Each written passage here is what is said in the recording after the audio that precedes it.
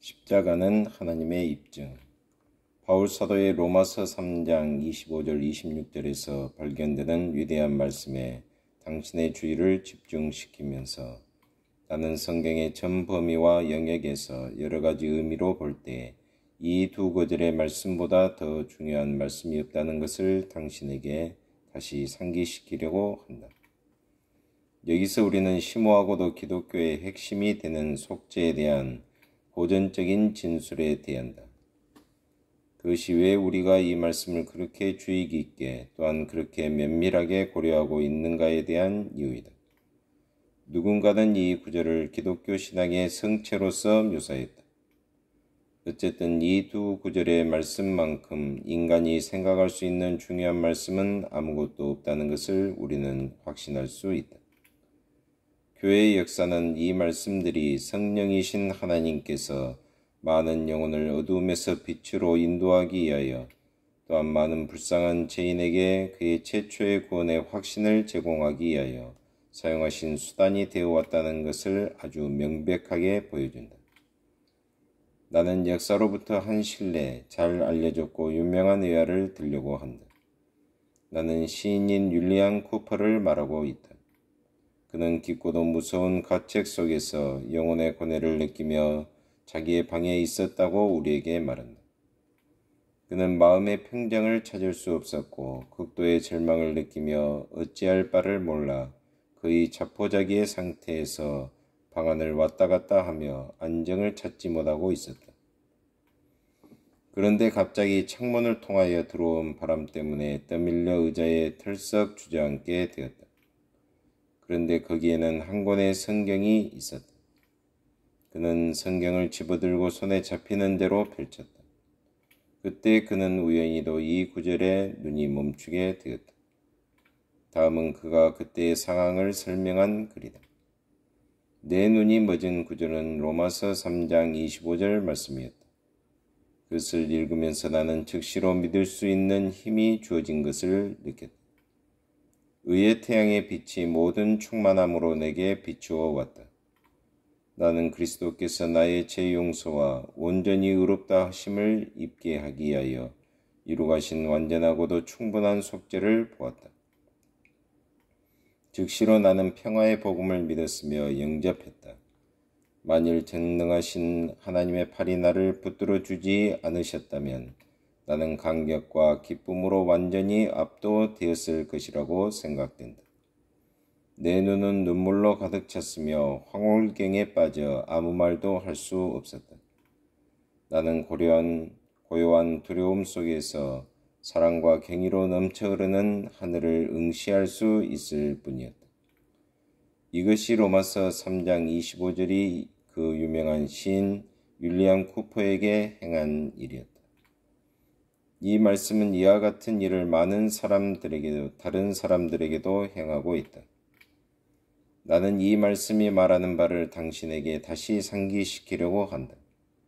그것은 바울 사도가 24절에서 말하고 있었던 것의 연속이다. 24절이 말하는 바는 이제 우리가 그리스도 예수 안에 있는 구속으로 말미암아 하나님의 은혜를 값없이 의롭게 되는 것이 가능하게 되었다는 위대한 복음이다. 다른 말로 하면 이제는 율법 외의 구원의 길이 열렸다는 것이며 구원은 우리가 율법을 지키는 것과 무관하다는 의미다.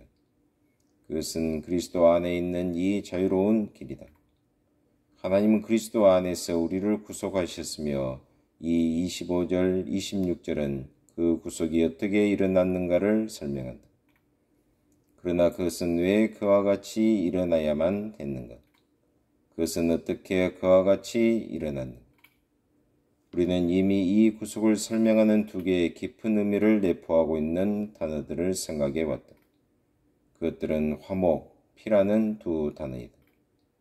우리는 그 방법으로 획득된 구속이 믿음이라는 도구를 통해 우리에게 임한다는 것도 알고 있다.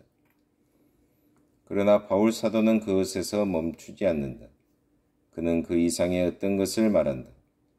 이 말씀을 다시 보라.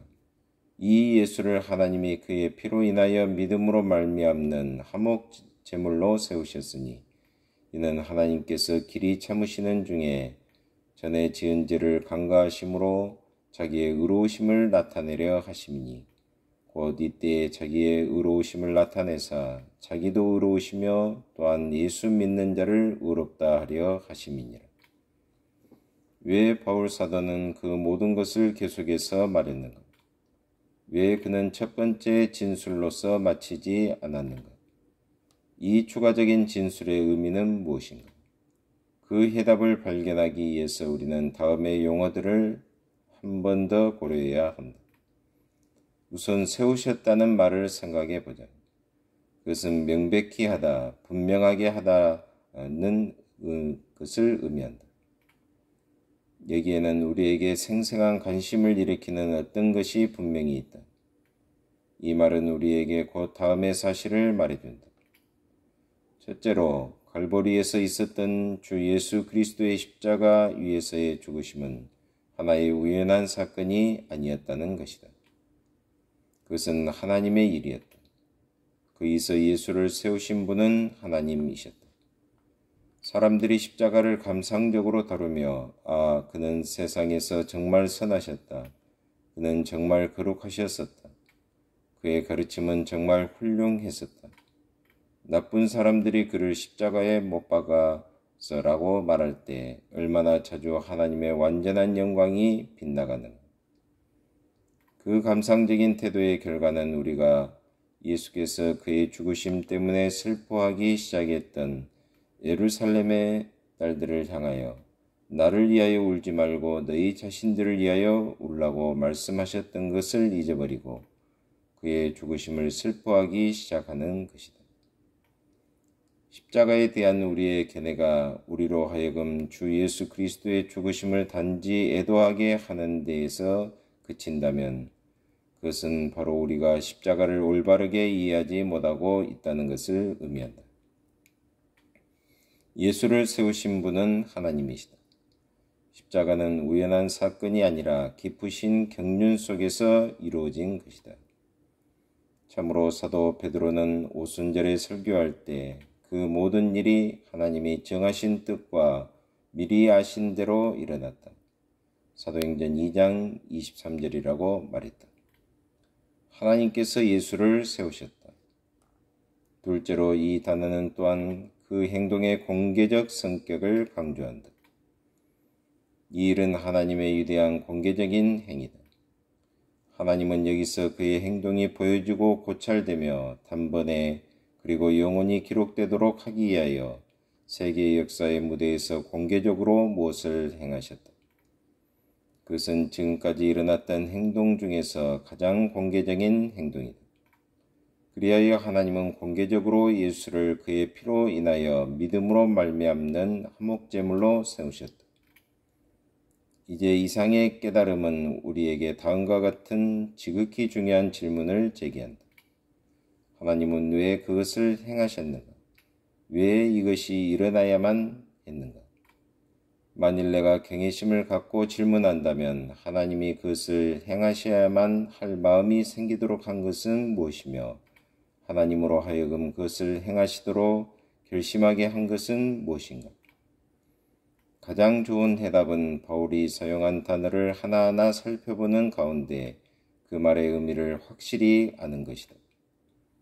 그때 우리는 그 단어들을 전체적으로 볼 것이며 바울 사도가 이미 말한 것에 이 말씀이 덧붙인 것이 대단히 생동적이며 필수적이라고 그가 느꼈던 이유를 정확히 알 것이다.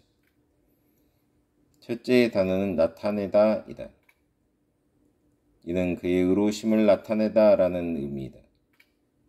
이것은 보이다, 명백하게 하다, 분명한 증거를 제시하다, 증명하다를 의미한다.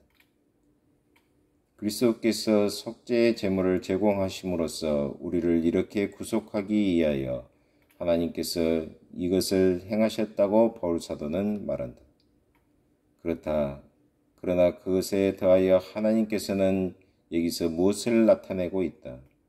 하나님은 무엇을 보이고 있으며 무엇을 명백하게 하고 있으며 무엇에 대한 분명한 증거를 제시하고 있다. 그러면 그것이 무엇인가? 그의 의로우심이다. 우리는 우리가 21절 이하에서 보아온 단어와 이 표현을 주의 깊게 보아야 하겠다. 동일한 용어가 두 가지의 약간 다른 의미를 포함하는 데 사용된 것은 약간 유감스럽다. 지금까지 우리는 우리가 의로움이란 이 용어를 본 바와 같이 그것이 의의 길을 의미함을 보았다. 21절로 돌아가 보자. 이제는 율법에 하나님의 한 의가 나타났다고 바울은 말한다. 다른 말로 하면 그것이 의미하는 바는 사람들을 의롭게 만드는 하나님의 길, 사람들에게 의를 주시는 하나님의 길이다. 그러나 여기서는 그것을 의미하지 않는다. 여기서 바울은 하나님이 그의 의를 나타내심을 통해서 무엇을 행하셨다고 말한다. 그것은 하나님이 우리에게 주신 의가 아니라 오히려 하나님 자신의 영광스러운 속성들 중에 하나이다. 그것은 하나님의 공평을 의미한다. 그것은 하나님의 공평한 의를 의미한다. 그것은 하나님의 본질적인 도덕적이고도 거룩한 그리고 공평하고 의로운 성품을 의미한다. 바울은 다음 절 26절에서 다시 말한다. 자기도 의로우시며 또한 예수 믿는 자를 의롭다 하려 하심이니라. 자기도 의로우시며 십자가에서 하나님은 자기의 의로우심, 자기의 의로운 성품, 자기의 고유하고 본질적인 의로움과 공평함을 나타내고 있다. 둘째 단어는 의로이다. 전에 지은 죄를 간과하심으로 자기의 의로우심을 나타내려 하심이니 의로는 무엇에 대하여 혹은 무엇 때문에를 의미한다. 하나님은 전에 지은 죄를 용서하셨기 때문에 그의 의를 나타내고 있다. 하나님 아버지 참으로 감사합니다. 오늘 배운 말씀을 통해서 하나님의 놀라우신 은혜와 사랑을 다시 한번 기억하며 하나님의 영광을 위해서 최선을 다해서 달려가는 하루가 되게 하여 주옵소서. 예수 그리스도의 이름으로 기도하옵나이다. 아멘.